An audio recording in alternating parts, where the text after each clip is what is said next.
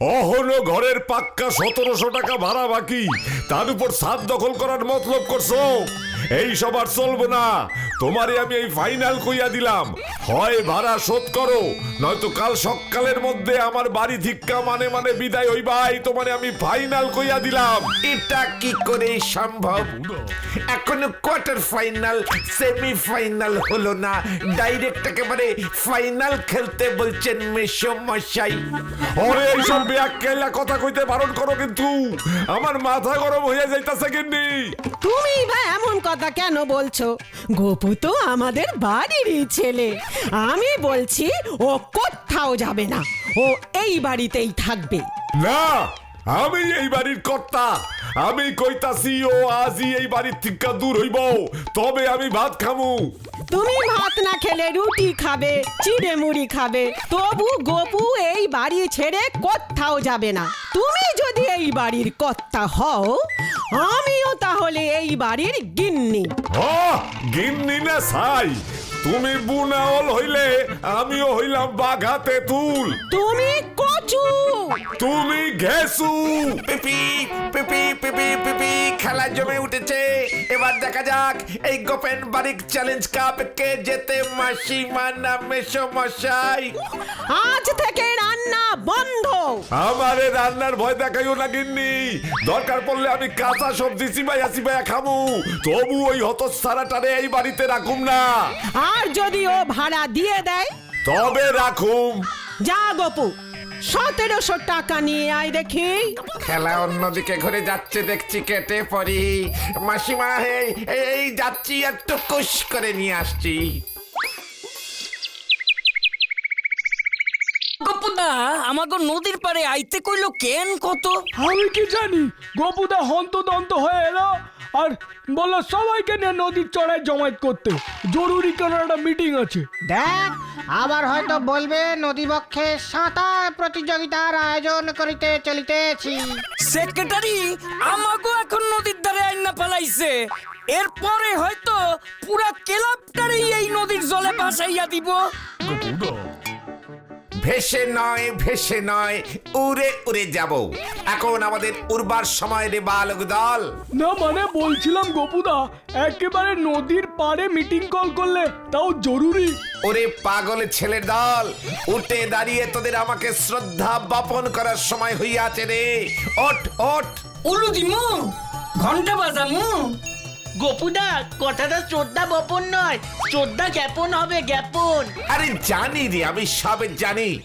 এইখানে জ্ঞাপনের জায়গায় বপন বলিয়াছি, কারণ আমার প্রতি শ্রদ্ধা সম্মান আশীর্বাদ মানে সব তোদের আরো বেশি বেশি করে করিতে হইবে আমার পদযুগলে। এত কাঁপবি না কইরা আসল কথাটা কইয়া ফেলাও তো। বেশি দেরি করলে আমার চিত্ত অস্থির হইয়া উঠবো, নদীতে জল বাইরা যাইব। হ্যাঁ গোপুদা, বলো বলো, কি জরুরি কারণ? তোদের সেক্রেটারি স্বয়ং সম্মুখে দণ্ড মানে দণ্ডায়মান হইয়া দাঁড়াইয়া তোরা বসিয়া ডিসিপ্লিনের নিয়ম কড়া করতে হবে দেখছি।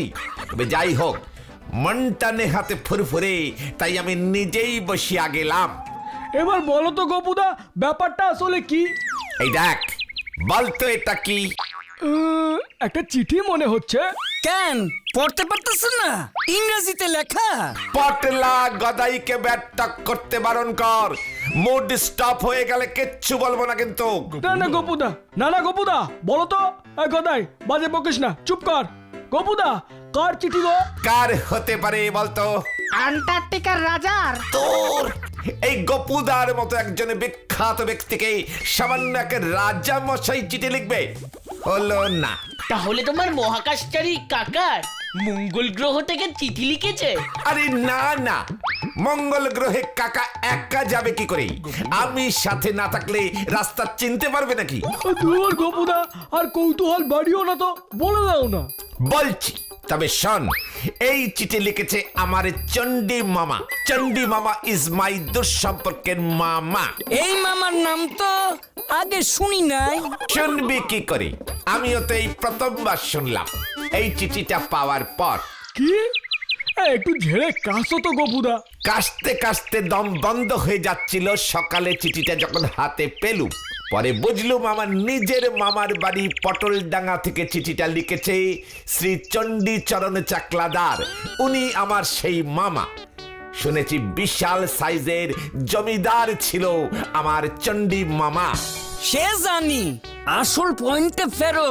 তা মামা তার সমস্ত স্থাবর অস্থাবর সম্পত্তি তার একমাত্র ভাগ্নে এই শ্রীমানে গোপেন বাড়িকে লিখিয়া দিয়া গেছেন। সেই উইলি রাখিয়া গেছেন পরাণ মামার কাছে।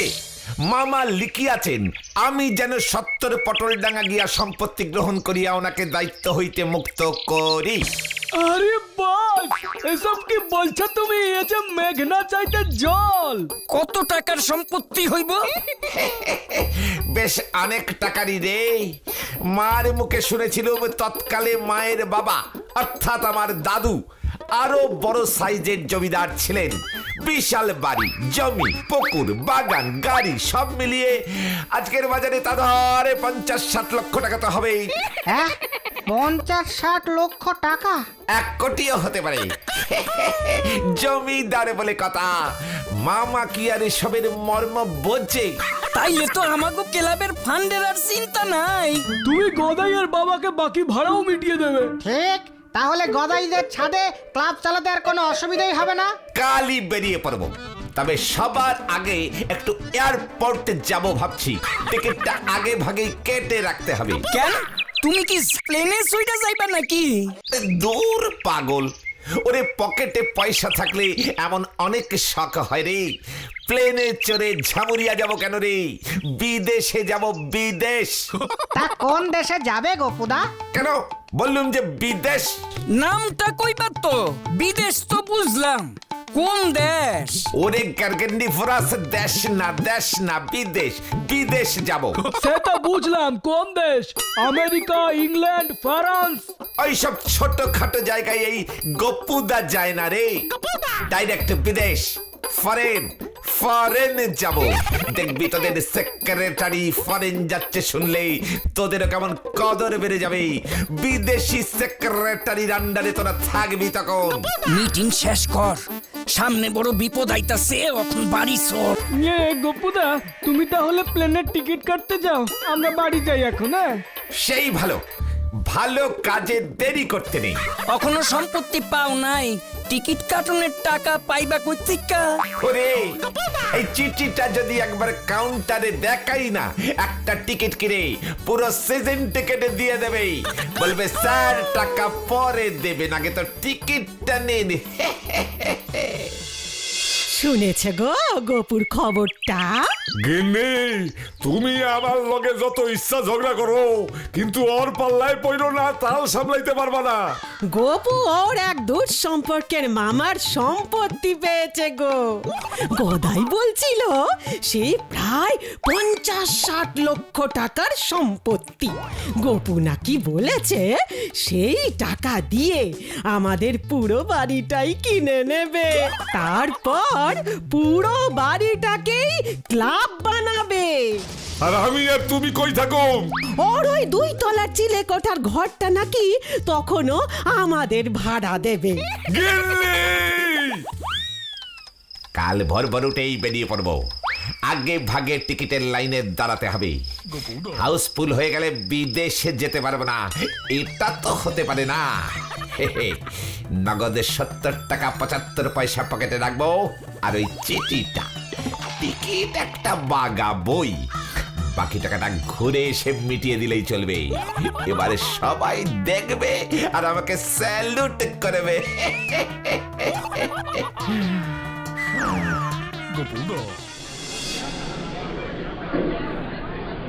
দাদা, আমাকে একটা বিদেশে যাওয়ার টিকিট দিন তো।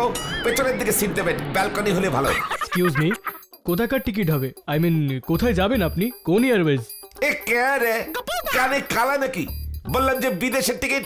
আচ্ছা, পাগলের পাল্লায় পড়া গেল তো। তা দেশের নামটা বলবেন তো? আমাদের ফ্লাইট শুধু লন্ডন আর প্যারিস যায়। এই দেখো, লন্ডন, প্যারিস, এ যে আবার ইংরেজি বলে। ইয়েস ইয়েস, লন্ডনের একটা ticket. Okay okay. Via Mumbai 56,000, cash or card? কি কত দাম? 56,000, 56,000।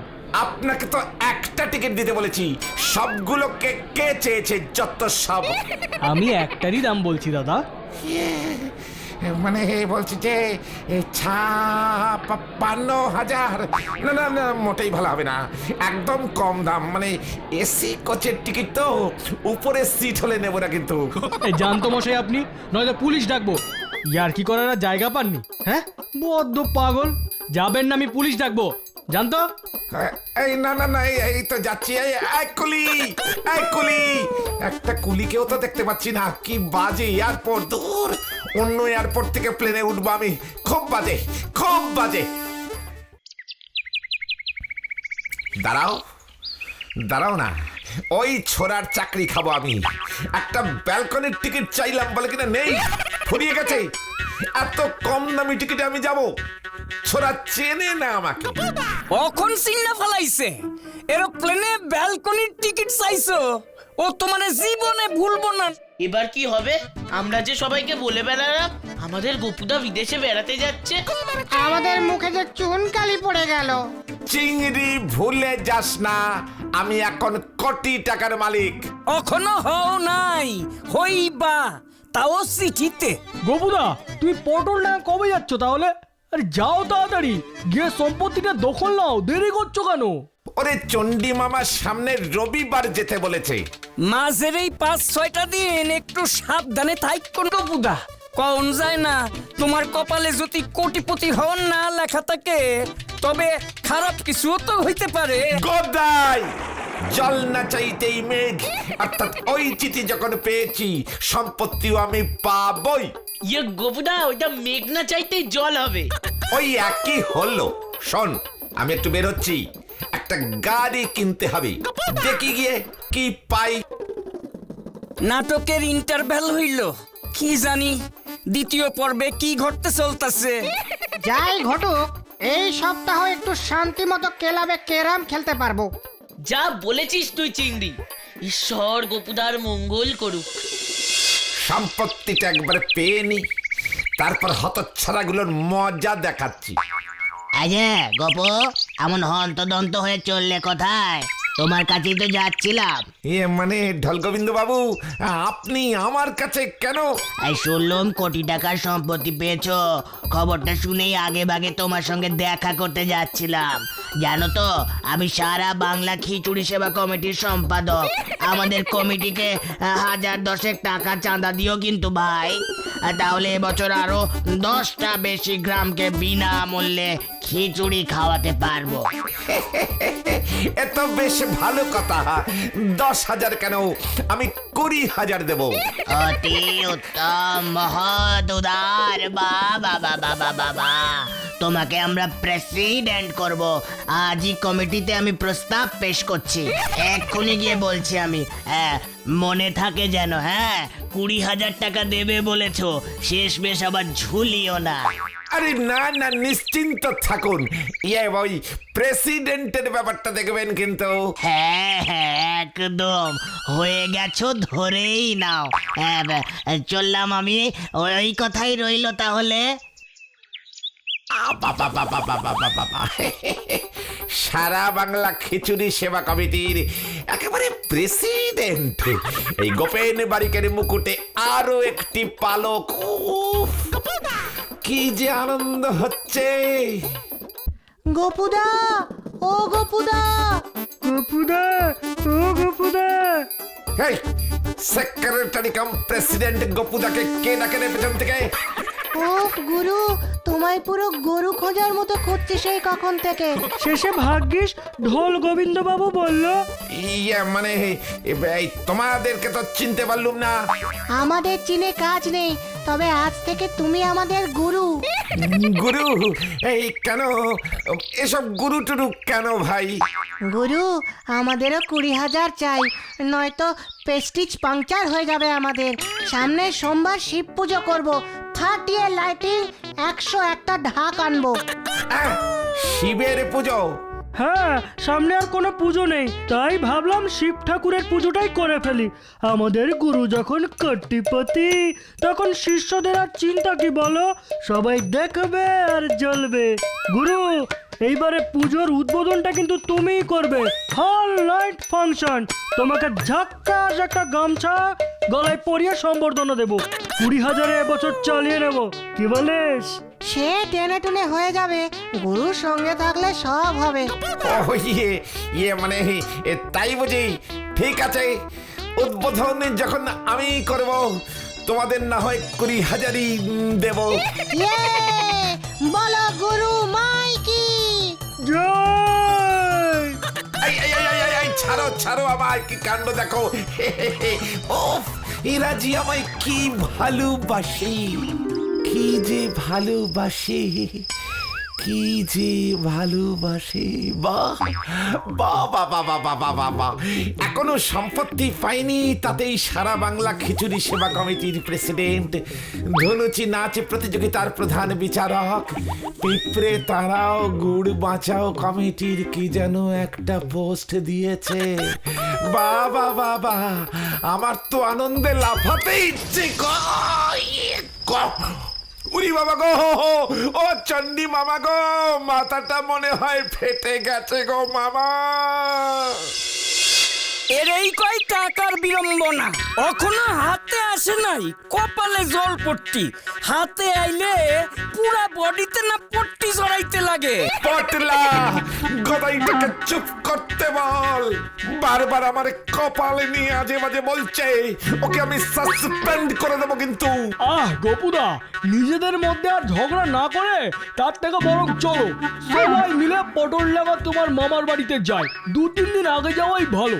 কত ঝামেলার থেকে বাঁচা যায়। তাই চল ভাই, তাই চল, কাল সকালেই রওনা দেব।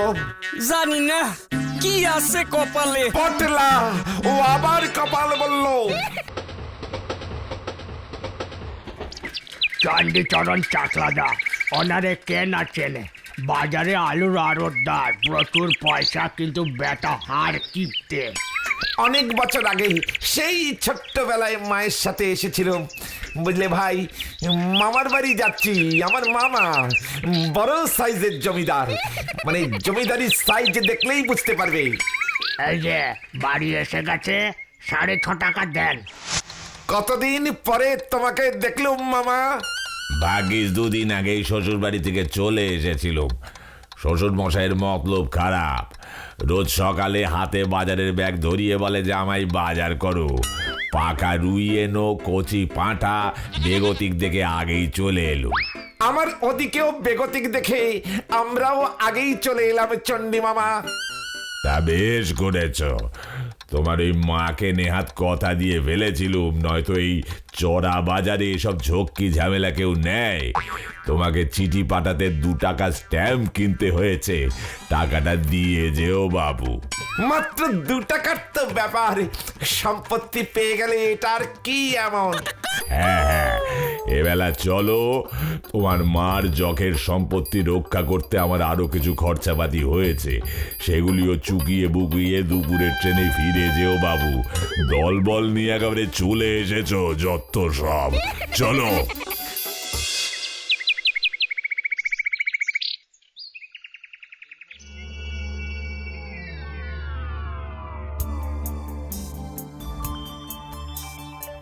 আর কত দূর মামা? হাঁক বাক করো না তো, হাঁক বাক করো না, দেখছো তো চারিদিক দেখতে দেখতেই যাচ্ছি। বাবা, এ চারিদিকের সবকিছুই আমার। গদাই রে, চারদিকটা দেখতে থাক, ভালো করে দেখ। কাতু, কাতু কুতো, আহ আহ আহ, কাতু কুতো। কাতু কুতু আবার কে রে? ছাগল ছাগল, ওই দেখ। কি মামা, এই মানে ছাগল কেন? একটা নয় গোপুদা, দুটো জোড়া ছাগল। আয় আয় আয় আয় আয় আয় আয় আয় আয় আয় আয়। এই নাও তোমার মায়ের সম্পত্তি, এই জোড়া ছাগল। তোমার মা মরবার আগে বলে গিয়েছিল ওর এই আদরের ছাগল দুটো যেন ওর ছেলেকে দিয়ে দিই। ইয়ে মানে ইহাই হইল আমার প্রাপ্য স্থাবর এবং অস্থাবর সম্পত্তি। আগে হ্যাঁ, তবে ছাগল দুটোকে দেখভাল করতে আমার এখনো পর্যন্ত পাক্কা 1,500 টাকা খরচ হয়েছে। টাকাটা দিয়ে ছাগল নেবে, বুঝেছো ভাগ্নে? চিঠিটা মনে হয় ভুল ঠিকানায় গেছে মামা। কি তুই আমার ভাগ্নে ভূপেন বারিক না? না, আমি গোপেন বারিক। কি এত বড় সাহস, ফাঁক তালে ছাগল হাতাতে এসেছিস? হতচ্ছাড়া, এ যে দিনে রাতে ডাকাতি। তোদের সব কটাকে বেঁধে রাখবো, তারপর থানায় নিয়ে যাব। দেখ তবে। ওরে চাচা, আপনে প্রাণে বাঁচা রে, পালা সবাই, পালা পালা রে, বাঁচাইয়ে বাঁচাইয়ে।